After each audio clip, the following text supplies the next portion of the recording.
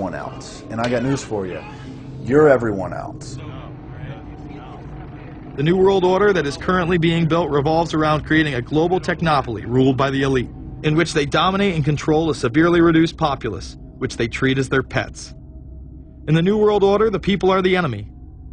Internal documents released in March of 2009 reveal that the Department of Homeland Security is targeting citizens who discussed the New World Order, people with a Christian identity or sovereign citizens who argue that the government has gotten away from the intent of the Constitution and are strong states' rights advocates.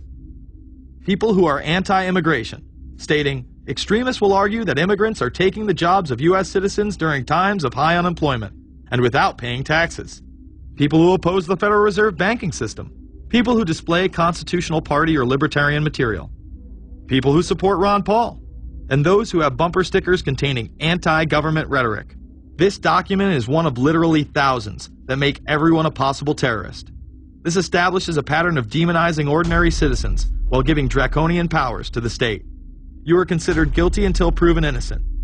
As technology is developed, separate parts of their command and control system are beta tested around the world. Here at home, Boy Scouts are being trained to take on returning veterans and disarm domestic extremists, while national programs such as City Year are training young people to serve the government. I am change. I am fierce. In the United Kingdom, it has been established there are over 4 million CCTV cameras. That is around 1 camera for every 14 citizens. Their purpose is not to solve crime, as it takes 1,000 CCTV cameras to solve just one crime. It is to create a tattletale society in which everyone is under constant surveillance by the state and those around them. The company Internet Eyes is now paying people to log on to the internet and watch CCTV cameras in real time as they turn in criminals for cash.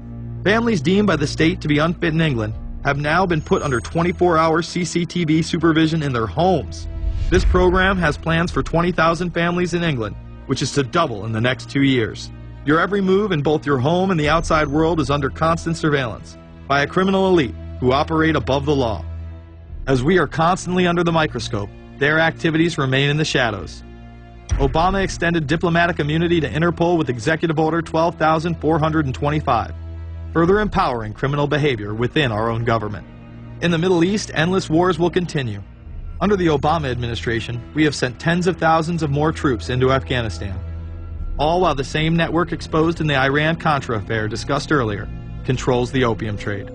It was revealed in October of 2009 that the CIA had been funding puppet Afghani leader Hamid Karzai's warlord brother for the last 8 years. He is the lead opium dealer in the region. It seems the same cartel that was dealing drugs in the 80s and 90s never stopped. After all, how else could the government fund black operation programs across the board?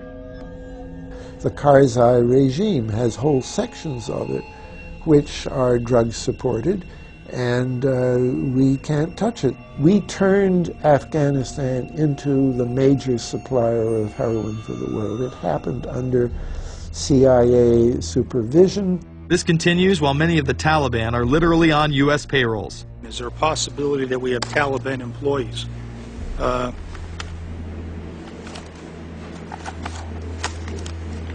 commander in the field, or I should say the COCOM commander, General Petraeus, has made it a conscious effort to, as part of his coin strategy, to hire local nationals.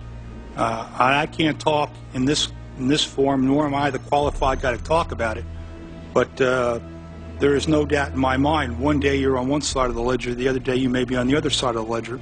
Biometrics have been instituted in both Afghanistan and Iraq, where individuals are subject to fingerprint devices, iris scanners, and electronic databases to screen local residents as well as DNA tests. This includes anyone within the populace of a combat zone. Someone has to go out there with the biometric registration equipment, take your iris scans, take your scans and get you registered in the system like that. As scary and tyrannical as these systems seem to be, none may be as dangerous as the implantable RFID microchip. Through various pretenses, including terror, security, and entertainment, the chip has been promoted and integrated into society. In 2001, following the 9/11 terrorist attacks, the Jacobs family became the first family to be injected with microchips in front of a live television audience. We have a Florida family who are really pioneers in a brave new world. They have volunteered to be the first ever to have microchip identification devices implanted into their body. After 9/11, I was really concerned with the security of my family. In 2004, the FDA approved the use of RFID technology to be implanted into human beings. However, studies dating back to the 1990s show the implantable microchip has been linked to cancer in animals. But this has not slowed the agenda of control. In Barcelona, trendies get chips in order to receive VIP status at the exclusive Baja nightclub. A simple swipe of the arm gets them in without a line, and it pays for their drinks too. The Mexican government also chipped employees for security measures in 2004. We were interested today to hear that more than 100 law enforcement officials in Mexico are having microchips implanted in their arms. The chips allow a person to be scanned, sort of like a cereal box at the supermarket checkout. Mexico's Attorney General and 160 of his deputies have had microchips implanted in their arms. It is to provide access, said the Attorney General, to the right people in exclusive areas. Today, aside from being promoted as a device that can save your life by storing all of your medical information in it, it is being promoted as the next generation tool for video gaming. Sega developer Yu Suzuki plans on developing gaming technology using implantable RFIDs. He states, people that have some sort of chips in their bodies, to be able to keep track of vital signs. So it doesn't have to be a scary thing, but you could put a sensor here. You know, a bit like the Matrix, as he points to his arm. It's not really something only in the future. Some people already have them, chips in their bodies. Suzuki is correct. It has never been easier to order a microchip online and implant it under your skin. Microchips implanted in your hand, arm, or shoulder is just the beginning. Some have already taken implantable brain chips that may enable the blind to see again, the deaf to hear, and much, much more, including the ability to download information directly into the brain and instantly communicate with anyone in the world, creating a worldwide mind. It's very interesting that the way that the New World Order is going is moving towards a system that is identical to that, whether it's going to be an implantable microchip, an RFID, a thumb scan, whether it's going to be some sort of a tattoo. Imagine a planet where every human being is required to be chipped at birth. This would be the final tool implemented in a command and control world government system in which the elite rule the masses with total control of their lives. This is, of course, a terrible predicament for those of us who are convinced that this system is slowly but surely destroying this country and has to be changed. But we can't count on the elected presidents to do it, and we can't count on the elected Congress to do it. We somehow have to mobilize the technological resources of the internet to create some kind of new political force in this country. So is there anything else about the ruling class we should know? Politicians, business leaders, and media figures are often portrayed as pillars of morality while they describe themselves as Christian conservatives. Nothing could be further from the truth. In reality, many of the elite are groomed at a young age to take part in occult rituals. Those who attend Yale are indoctrinated into the Order of Skull and Bones, an elite secret society cloaked as a fraternal order. Yale University is 300 years old this year, and were you to visit its campus, you would see that it still has exotic clubhouses, which look like tombs where Yale's legendary secret societies meet. Their prestige and importance have largely evaporated, but the rituals are still a secret.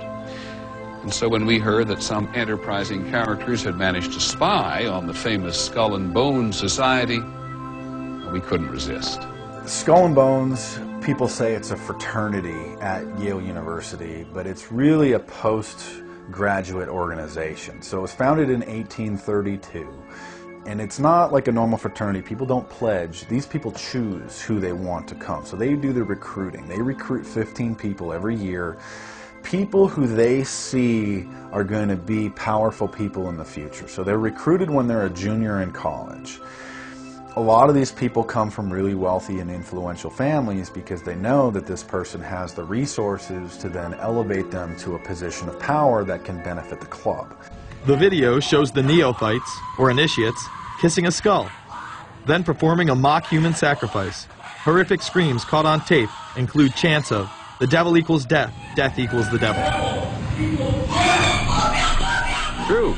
Famous alums include Senators John Kerry and John Chafee, to name two, cabinet secretaries, such as Averell Harriman, and 3 presidents, William Taft, George Bush, and George W. Bush, who's been reluctant to talk about Skull and Bones. Does it still exist?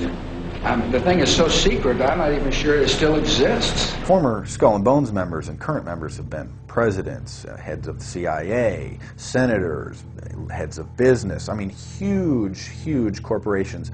These people have the network that brings them to such a position of power that most people could only dream of. Bush would run against his fellow Bonesman and distant cousin John Kerry in 2004.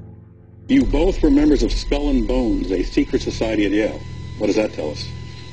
Not much, because it's a secret. Is there a secret handshake? Is there a secret code?